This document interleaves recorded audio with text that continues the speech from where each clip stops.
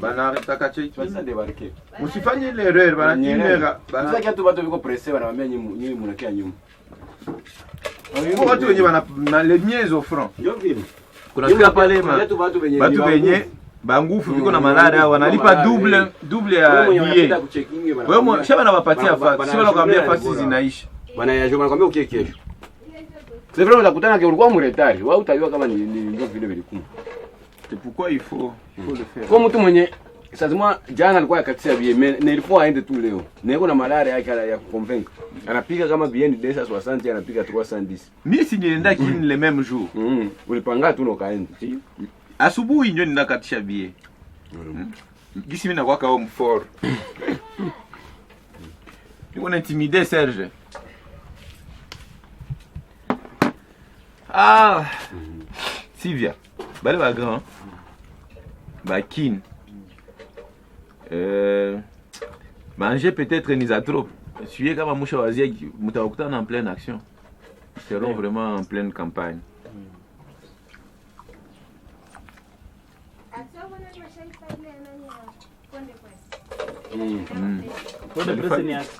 Balifanya na banani na batu rassemblement na filimbi na waba mingi sana opposition donc mais jana sana nisikia intervention le madame nikaona iko sasa kabisa manger za Kinshasa za nani Soraya ule madame ule Janine Mabunda présidence conseil chef de l'état matière économique. Elle était responsable. Elle a fait un discours responsable. C'est elle qui est à l'initiative. Il y a, comment on appelle ça, la transformation des entreprises publiques. C'est elle qui avait privatisé les entreprises publiques de l'État. Ouais, Anachikaza ça. Ah, Njole Wafizi. Ah, c'est pas qu'on a fait. Wafizi ni Louise. Louise nani? Hapana ni Louise. Huyu ni Janine Mabunda. Ah, Louise ndio Wafizi. Huyu ni wa portefeuille. Tuna moi le groupe d'experts. Tout le Louise ndio tukwa naongelea na Nehemi. C'est Louise, mais où elle c'est Janine Mabunda, elle est qui va Congo. Louise ndio Wafizi. Louise nani ndio portefeuille? Nani ndio portefeuille? Hakuna portefeuille. Hakuna ministre wa portefeuille. Alikuwa kazamani. Louise shaba ministre wa nini tena? Prévoyance sociale. Sijui. Ah non, à intérieur provincial. Le Congolais des étrangers. Il y a le quoi portefeuille. C'est elle qui a privatisé les entreprises publiques de l'État. Pas qu'à Léo, ça fait combien? Depuis 2008. Pas qu'à Léo, ma entreprise Chakatala Shima, Madjou Nini. On n'a pas résolu le mal. J'ai envie de refaire mon mémoire. Pourquoi mon droit économique? Non. Nous sommes les publicistes. Nous voulons que le bien de l'État revienne à l'État. Ah ouais, on a peine de bien à l'État, il partir va particulier, on va y gérer. Nous sommes les publicistes. Ça fait depuis 2008, pas qu'à Léo. Ça fait combien d'années? 9 ans. 9 ans déjà. Oui. On n'a pas résolu le mal. Nililia, j'ai dit devant tout le monde. Vous avez crié, les médias vous ont interviewé. J'ai dit devant tout le monde, sous mon mémoire, je dis, on se trompe des cibles. Et toi, pour toi, le problème c'était quoi? Mais le problème c'est juste les gestionnaires. Alors comment on résout ces problèmes? Mais il faut mettre un autre gestionnaire, c'est tout, c'est ce qu'on fait, la lucha, la révolution. Changer les gestionnaires. Mais parce que même quand bien même vous donnez ces entreprises au privé. Pour toi, changer le système, c'est changer les... Non. Changer les gestionnaires de ces entreprises publiques. Mettre des gestionnaires avec un profil qui vont le permettre à bien gérer les entreprises publiques de l'État. C'est tout ce qu'il faut, pas plus ni moins. C'est tout ce qu'il faut. Avec un problème magique. Ces entreprises, nous avons un grand... comment on appelle ça? Tout qu'on a plus-value, Yakabambi Sana. Si nous laissons ces entreprises être gérées par l'État que s'ils sont gérés par les particuliers.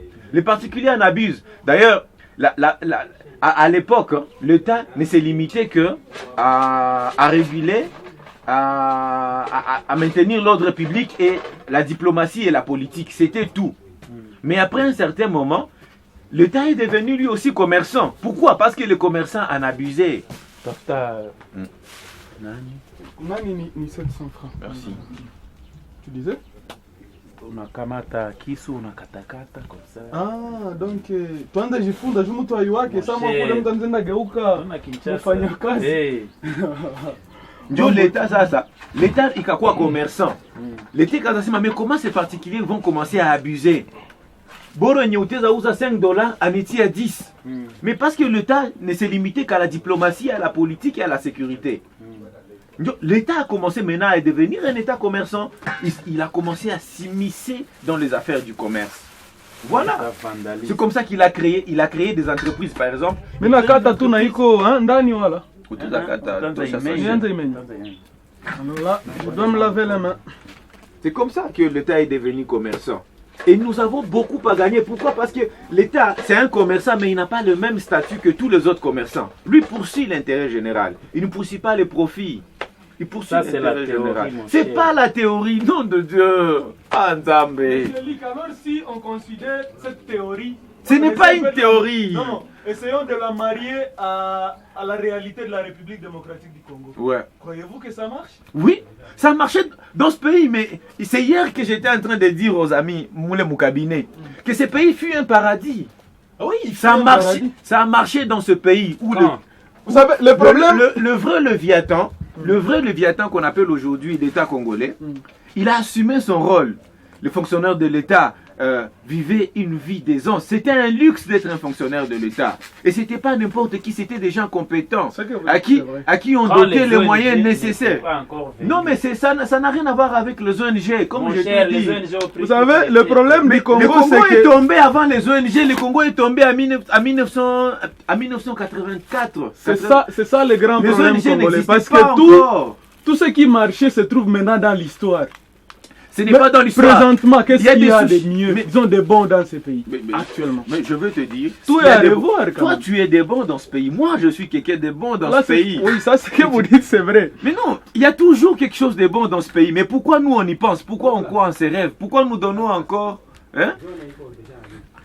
Pourquoi on donne encore espoir à ces pays-là? Mais c'est parce que nous croyons que c'est encore permis d'espérer. Voilà. Ce Congo a existé. Cet État-là, qui assurait l'État-providence, il a existé un moment dans ce pays.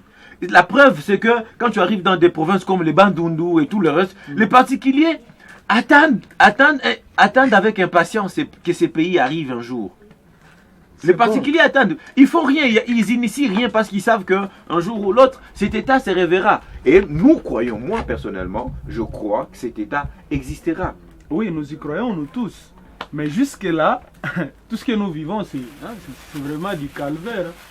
Oui, mais nous avons encore espoir d'espérer. C'est pourquoi je dis, si l'État, par exemple, revenait avec toutes ces entreprises, bien sûr, il les a privatisées, c'est bon. Mais il pouvait juste se limiter peut-être à libéraliser les secteurs de commerce.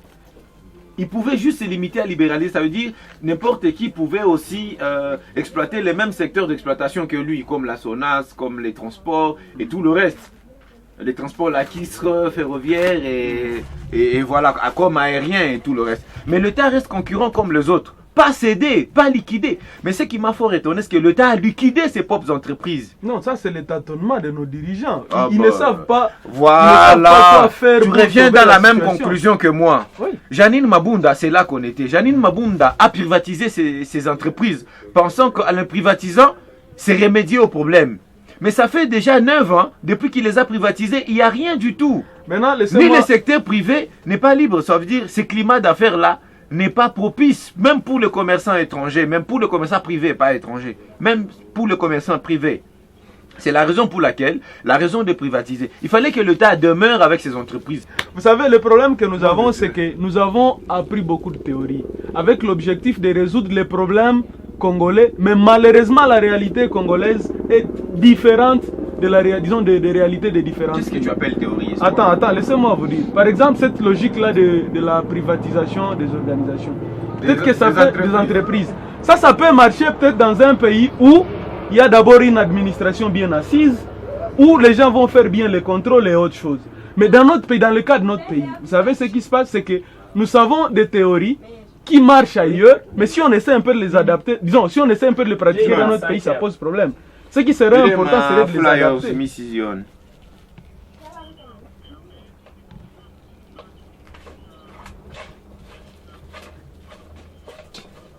Mchajikosa bon saa nani anakuchunga hapa. Ados unaona anaderanja sana, acha ni déranger sana, donc il me laisse pas tranquille. Ciao, utaonana na Dondio nikingaliki yako. Tunataka dame ukawie kidogo comme ça tumalize dame njoo uvene. Upande bus. Mais aussi nakana kuya naacha roho nani tumbo. Panda bus mon cher. Usikie ku moto. Il est en train d'inviter. Liko osha jo kama takula. Ah? Non, aussi la grande question, est-ce qu'il est invité? On a dit que le problème est. Donc, il faut nous former, nous comprendre bien les problèmes congolais. Voyez-vous, par exemple, vous comprenez bien les problèmes congolais. C'est sûr que ce que Mabunda a fait, ministre, toi-même, tu avais dit que nous avons peur de... Comment tu disais? Le dimanche où on avait parlé, le jour que Moïse avait fait la luthologie, seulement la liberté, c'est une grande responsabilité. Nous refusons d'être libres parce que nous croyons que nous ne saurons pas supporter le poids de cette liberté. Ouais. Et donc, les Congolais, en fait, le problème dans ce pays, c'est pas ce pays, c'est les Congolais lui-même. Mais les changements aussi, c'est pareil. Nous avons peur du changement. Est-ce que nous allons assumer? Est-ce qu'on va survivre? C'est où petit achat Zoya m'a habitué qui est informel là, madame bien, mais la quoi la femme m'a budget kula hivi ni planifier. Est-ce qu'il va s'en sortir? Ma taxe, c'est cher. Oui. Les impôts individuels. Tu n'as jamais payé les impôts individuels. Il faut que le pays change. Est-ce que je vais m'en sortir dans ces changements? C'est tout ça le plus grand problème. Les changements aussi, c'est une grande responsabilité. Mabunda a fait une grosse erreur.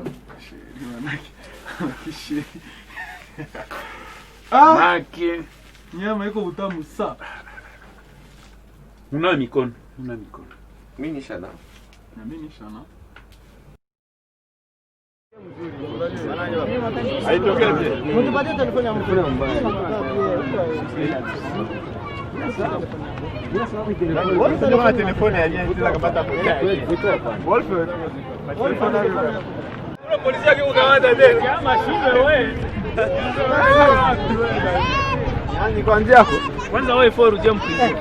Karibu watu. Kulula. Et toi le président. Ça va?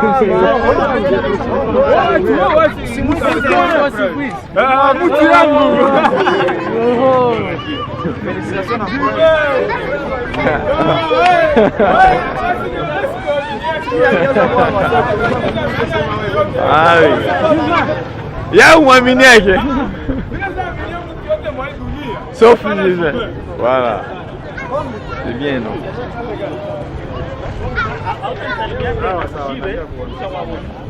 Faustin, on va partager un verre? Oui, ça nous plaît.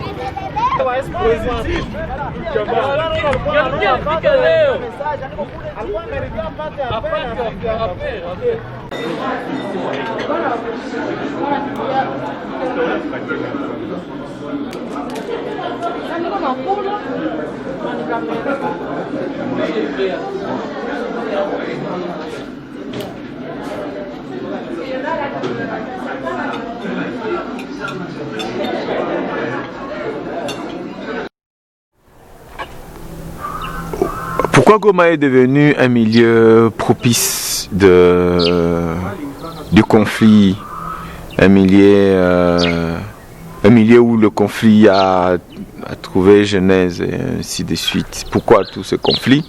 Je pense que les sources, les origines sont diverses, très très diversifiées. Et ça dépend aussi des époques. Je dirais que ça dépend des époques parce que dans une certaine mesure, dans une certaine époque ici à Goma, il y avait ce que nous appelons le conflit identitaire, qui était très, très ouvert, où un Andé passait à côté d'un Tutsi pour être un tabou. Un Hutu s'est marié avec un Houndé, c'est un tabou. Et on pouvait le vivre ici. Et je ne dis pas que ça a été importé, non. Mais en quelque sorte, on pourrait aussi le dire. Parce que le fait qu'il y a des problèmes de conflits fonciers dans le Massissi, dans le Lubero et dans le Rutshuru, cela se transporte ici à Goma. Donc, les représentations de ces conflits que nous voyons à gauche, à droite, nous pouvons s'importer à Goma dans une certaine mesure. Lorsqu'il y a un conflit, des tueries entre le Hutu et les Nande dans le territoire de Lubero ou dans le territoire de Rutshuru, il y a aussi quelque chose qui se faisait ressentir ici à Goma. On a vu aussi dans une certaine époque qu'il y avait ces conflits très, très ouverts. Les conflits fonciers, par exemple, ici, je ne sais pas, les raisons sont diverses. C'était les problèmes des textes, premièrement, un problème de justice. L'autre, c'était le fait que la gouvernance n'existait presque pas pour arbitrer tout ce conflit-là et que quelqu'un pourrait se faire ravir sa parcelle par plus fort que soi, sans voie de recours. La justice qui ne joue plus son rôle assez fondamentalement, c'est tous ces problèmes mis ensemble qui faisaient à ce que les conflits se développent à Goma. L'autre chose aussi, c'était le fait que le plus grand campement de réfugiés rwandais était juste à côté, dans le Rutshuru, à Mugunga.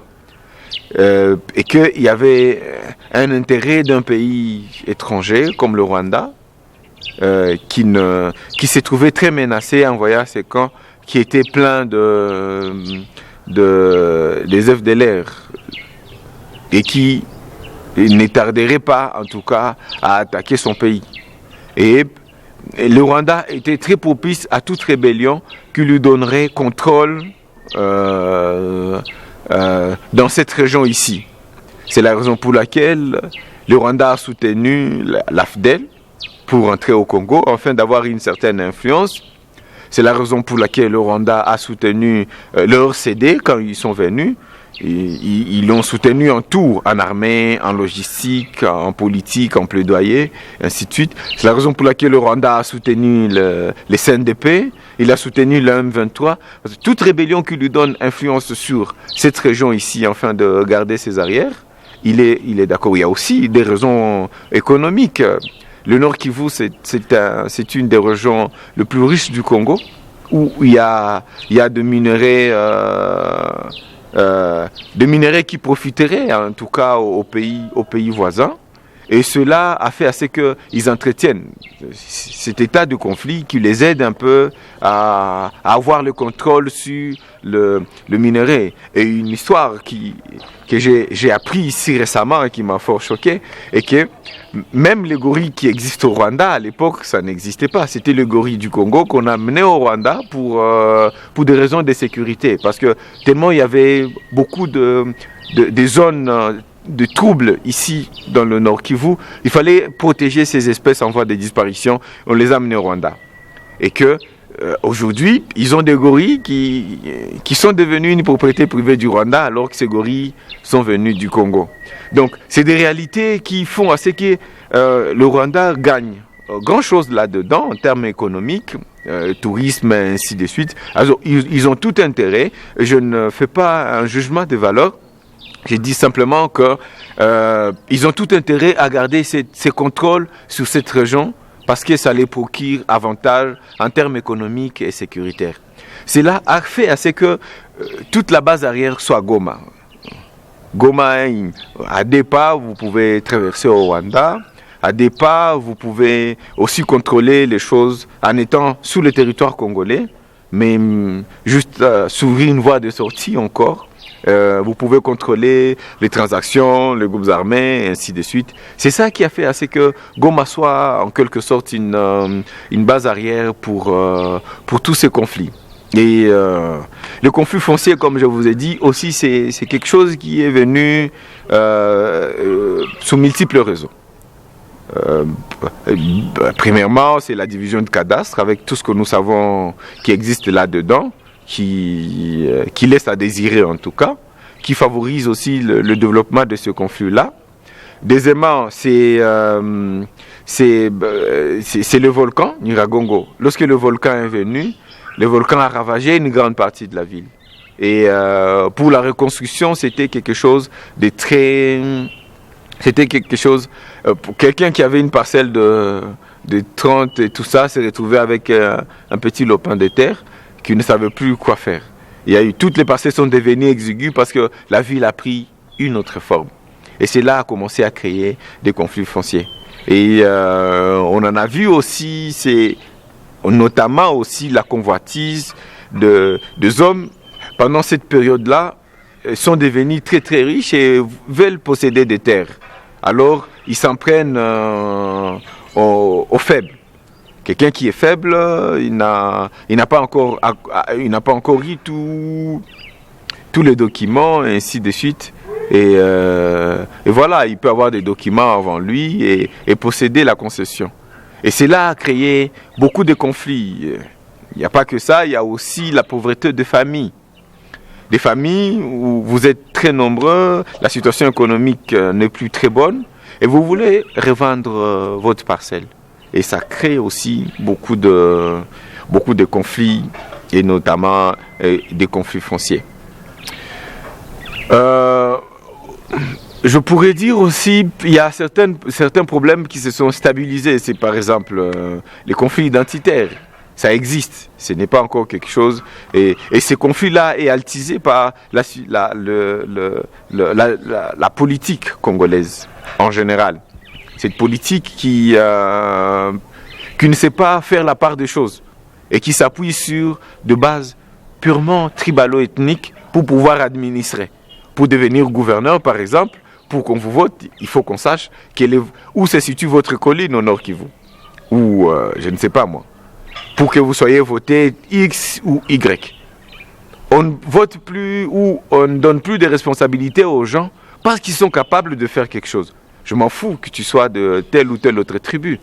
Mais l'essentiel serait de savoir est-ce qu'il va répondre aux problèmes que connaissent notre société. Et c'est sur base de ça, cette culture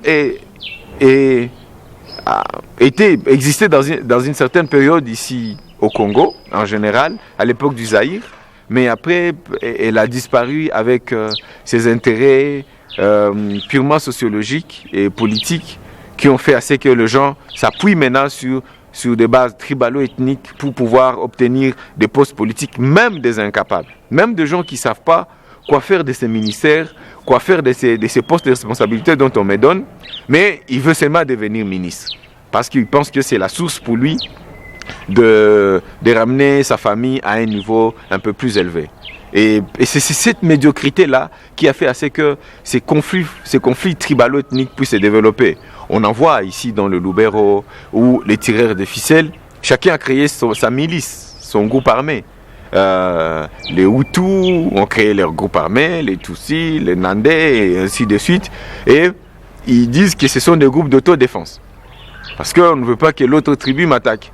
Ça prouve à suffisance qu'il y a le manque de gouvernance. Il n'y a pas une gouvernance qui, pour arbitrer tous ces aspects-là, où quelqu'un peut aller dans une institution neutre qui ne juge pas les problèmes parce que je suis Hutu, Tutsi ou Nandé ou Houndé ou je ne sais pas Nyanga, mais on juge le problème parce que c'est d'une manière impartiale. On juge le problème parce que le problème doit être résolu. Quelqu'un a été, par exemple, victime de coups et blessures, ou quelqu'un a été victime d'assassinat, et ainsi de suite. Quand on porte plainte, on doit punir l'acte. On ne doit pas punir sa tribu. On doit punir l'acte. Et cela est devenu très fréquent ici. Ici récemment, on a vu le massacre de Hutus sous les Nandés et les Nandés sous les Hutus et ainsi de suite. Ça décrit simplement ce manque de gouvernance, ce manque de gestion dans cette région. La lucha, c'est un mouvement de jeunes conscients de leur situation et qui pensaient qu'ils avaient quelque chose à donner pour pouvoir changer cette situation-là. C'était une situation de guerre, une situation de victimisation, une situation de chômage, la situation de ne plus être reconnu d'aucun droit. Et c'était ça la situation générale de la jeunesse congolaise. Et nous, on a pensé que nous avions tout le nécessaire pour pouvoir changer cette situation. C'est aussi une autre forme de la citoyenneté, où des gens conscients de leur position sociale et voudraient bien exercer leur citoyenneté d'une manière responsable, en posant des actions positives pour l'évolution de leur société. C'est la raison pour laquelle, d'ailleurs, on s'est basé principalement sur des actions sociales. Notre objectif, c'est de voir le Congo, le bastion de la dignité humaine et de la justice sociale. La lutte pour laquelle Lumumba est mort, la lutte pour laquelle beaucoup de militaires tombent au front, la lutte pour laquelle beaucoup de familles sont victimes de beaucoup de tracasseries aujourd'hui. Donc après, c'est cette lutte sociale-là que nous avons décidé de porter comme notre... Nous voulons voir aujourd'hui les Congolais traités dans toute leur dignité. Et voilà ce que c'est la lucha. Pourquoi ça a commencé à Goma? C'est difficile de répondre pourquoi ça a commencé à Goma. Parce que je ne vois pas, c'était quoi la raison fondamentale, différemment d'ailleurs, qui nous a poussé à nous mettre ensemble et de pouvoir mettre en place ce mouvement. Donc c'est juste qu'on était conscient de la situation et que nous avons pensé que c'était possible de voir quelque chose de différent, de voir quelque chose d'autre, de voir que quelqu'un pourrait marcher, être respecté, de voir que le droit des gens pouvait être promis, de voir la fin de la guerre, de voir une bonne gouvernance, de voir des dirigeants se soucier de l'administrer et que c'est des choses réelles, de voir que le politique respecte la nation, la base et ainsi de suite. Nous avons pensé que tout ça c'était réel. Cette situation peut être possible que si nous exerçons notre pouvoir en tant que peuple. Et c'est la raison pour laquelle on s'est mis ensemble. Dire comment ça a commencé à Goma. Ça a commencé par des jeunes qui étaient fatigués de la routine des choses, des ateliers, de critiquer leur situation sans pour autant y apporter de solution. Et voilà. C'est pourquoi nous militons, c'est un changement du système. C'est un changement du système social, économique, juridique et tout ça, pour que le Congolais jouisse enfin de ce pays qui lui a été légué par les aïeux. Donc pour nous, ce pourquoi nous nous sommes battus depuis 2016, c'est un combat de principe. C'est un combat de respect de principe. Parce que nous pensons que si les principes ne sont pas respectés, nous risquons de tourner dans tous les sens. Et le principe, c'est notre constitution sur laquelle nous nous basons. Le principe est tel que un président doit faire un mandat de 5 ans une fois renouvelable. Et c'est la seule élection où la loi donne des détails sur même l'organisation de ces élections et même le date de publication de résultats de ces élections-là. Et c'est la raison pour laquelle nous battons pour ce respect des principes. Ce n'est pas un acharnement contre Kabila. Si ça pouvait être quelqu'un d'autre, à part lui, on le ferait. Ce n'est pas lui que nous voulons qui quitte les pouvoirs, mais nous voulons le respect des principes. Quand il n'arrive pas à organiser les élections, il doit normalement démissionner, ce qui est notre élite pour le moment. Nous voulons que Kabila démissionne. Démissionner, pas parce qu'il est Kabila, non, il démissionne parce qu'on ne change pas l'équipe qui gagne. On change l'équipe qui ne gagne pas. Il n'arrive pas à répondre il n'arrive pas à satisfaire aux besoins du public, aux besoins de la population, aux besoins de nos attentes. Il n'arrive pas à satisfaire. Et c'est la raison pour laquelle nous lui demandons de quitter purement et simplement le pouvoir. Donc ce n'est pas un acharnement contre un individu, comme je vous dis. L'individu, il est très petit par rapport au problème de l'eau, au problème de gouvernance, au problème d'électricité, au problème d'emploi. Ce sont des problèmes qui sont plus grands que lui. Et voilà, donc ce n'est pas un acharnement contre l'individu. C'est juste un combat de principe. On continue avec la même lutte. Après décembre, ce que nous assurons de faire, c'est de remplir notre devoir. Comme je vous ai dit, la lucha, c'est une forme d'une citoyenneté responsable. En tant que jeunes, nous n'avons pas les monopoles du patriotisme au Congo. Ça veut dire que c'est un devoir qui revient à tout le monde, aux journalistes, aux passants, aux marchands, aux autorités, aux administratifs, et ainsi de suite, aux commerçants. C'est un devoir qui revient à tout le monde de pouvoir exiger le respect des principes. Ce n'est pas que le militant qui se constitue dans le mouvement Lucha qui ont le monopole du patriotisme. Non. Nous tous, nous sommes appelés à poser le même acte au même niveau. Ça veut dire que après, pour nous, ce n'est pas la fin. La lutte continue. On continuera à insister, à lui demander de démissionner. Comme il a augmenté le degré de la répression sur le plan national pour nous éviter de nous réunir massivement, nous allons continuer. 2, 3, 4, 20, 30 que nous sommes, ou 60, nous allons continuer à insister sur sa démission. Sachant que toute la population le veille, mais le problème c'est que le régime devient très répressif, il réprime les gens à volonté, et nous pensons que nous devons continuer à insister sur sa démission. Ça veut dire même après décembre, ce n'est pas fini. On va continuer à exiger sa démission. Parce que pour nous, il n'est plus président de la République. Et ici, nous allons exiger, jusqu'à son départ, nous allons exiger fortement par démarche et nous n'allons pas quitter la rue. Et c'est voilà la raison pour laquelle vous nous voyez très nombreux. Et bientôt là, nous serons face à la police pour leur demander de nous laisser passage afin d'exprimer notre opinion. Notre opinion est simple, que Kabila dégage et que les médiocres dégagent. Kabila dégage! Dégage! Kabila dégage! Kabila dégage! Commence à grandir, que ça arrive même dans les églises. Je ne dirais pas que c'est la prise de conscience de l'église. C'est l'église qui est en train de prendre conscience. C'est la population enfin qui est en train de prendre conscience. Et on devrait laisser cette vague continuer. Kabila n'a pas le droit de prendre en otage. Il est illégitime. Il doit quitter le pouvoir. Est-ce que vous pensez que c'est le début de la fin?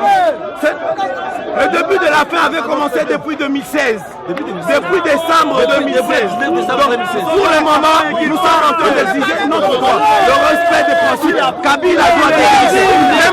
Kabila doit démissionner.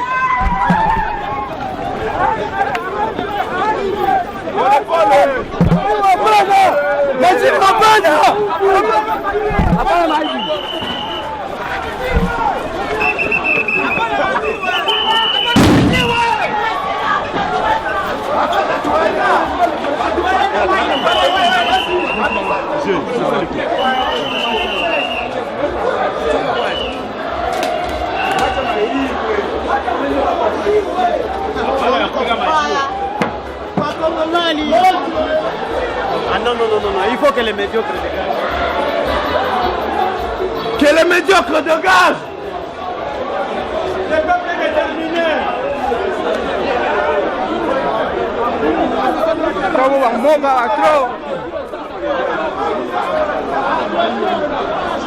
Wale watu wanababaika.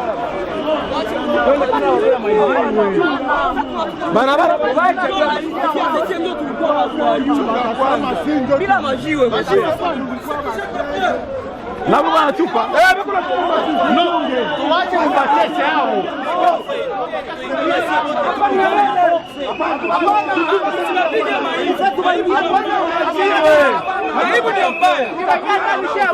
mtoshe basi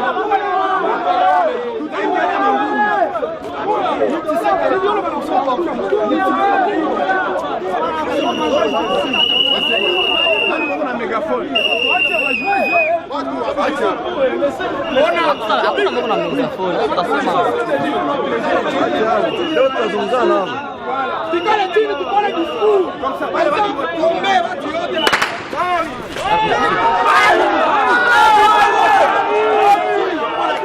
Hapana majua. Wewe unatawisha watu. Hapana majiwe. Hapana majiwe. Majiwe hapana. Majiwe hapana. Tuba Kristo hapana. tukikale hapa tupige magoti. Tupige magoti. Ona niko. Tupige magoti hapa.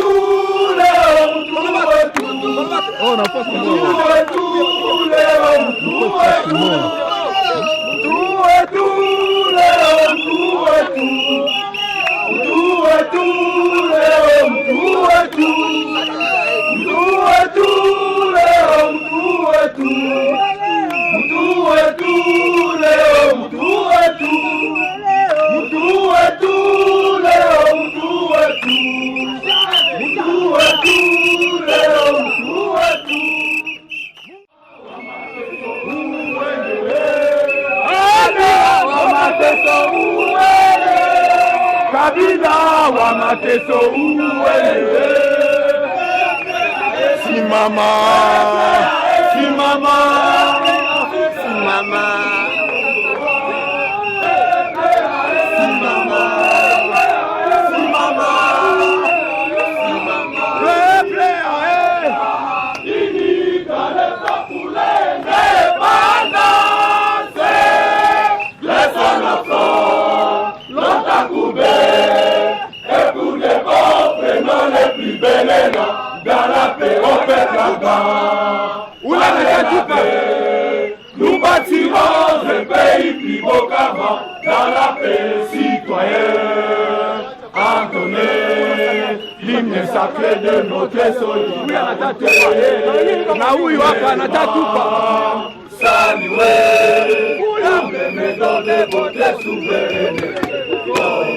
D'Obéli, Congo, d'Esaïe, Congo, au pays Congo, bien-aimé Congo. Nous peuplerons ton soleil, nous assurerons ta grande joie, oh nous soleil, grande joie, oui, grande joie. Jour sacré, sois le témoin, jour sacré de l'immortel, c'est ma liberté que nous levons à notre postérité pour toujours.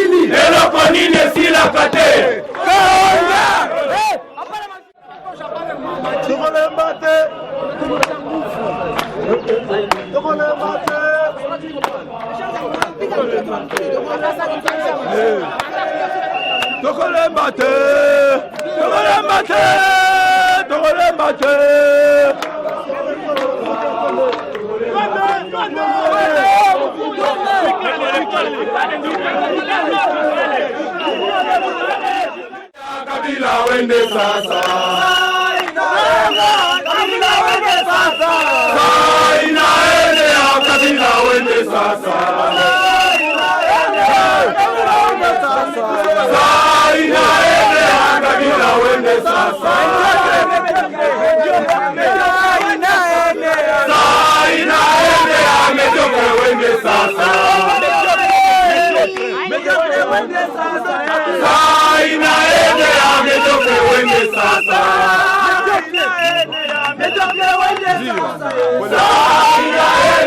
Mediocre wende sasa. Piga 3 pa bakisema msimame tunakala tena chini. Inaendelea Mediocre wende sasa.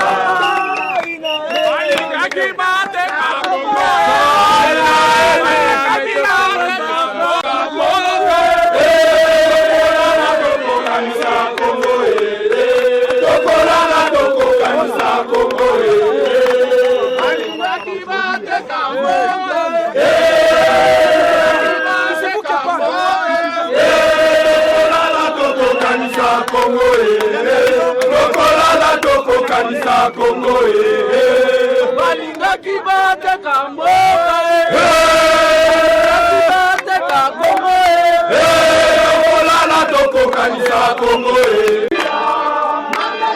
mateso ya mundia maata njia ya Kabila napata pepe mpaka mwisho niye huyu nasikia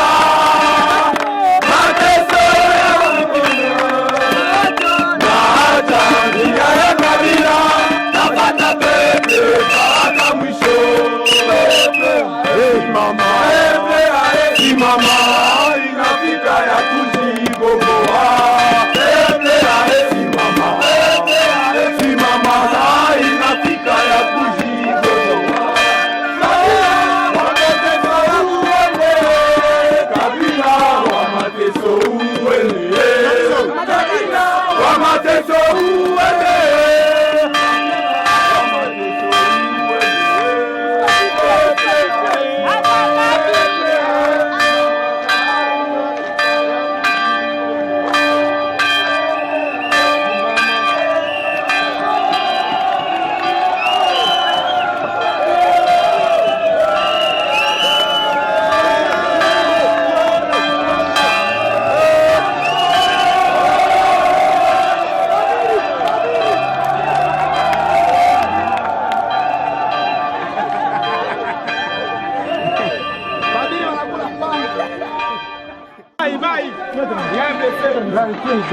Kile kwanza mgonjwa. Mtile kwa mbio. Mbio mbanishe pale. Jua yafika. Fika na leta kwanza mkili. Leta mara mkili. Bwana poni. Atatumaliza. Sasa kile regime. Mtema ipana. Na sisi tutasinyia mpaka ametoka. Mtema mkichwa. Maya mingi sana mtema mkichwa. Acha sasa. Merci beaucoup. Chuma kwa tuonesha. Kabila kufa tu acha Mungu. Kabila atanisikia. No ula. Si sasa tunaenda mu phone hivi. Tuenda Sara tena bie. Taule bire kita tashwana heri. Kila kwa yeye mtu wa MP iko atapata. Mtu wa maiko ametokea Mungu. Mara kupiga tu. Mara bana ndio tumeenda intervenir kule sasa mpiga box. Wamesema kwake ni pale pale. Ile nyumba. Watu wengine mama. Yeye ndio gombana. Sio wapi? Mnaona kwake huko. Ana kwake Andre. Nani? Asema na wako ule pima mfai. Asana buyu. Ni mtu. Sini kanga sasa kamera hapa kuna tunaenda kwa central wewe. Mumtasika shisha yesu komo. Nani ona? Kama ndio msamaha. Vile baga tu vile tu. Hapana vile tashuka tu. Ekarte hivi migulu uiachie ndio. Shaita. Itakata. Pale diisha. Tumemalizia kwa wote ule.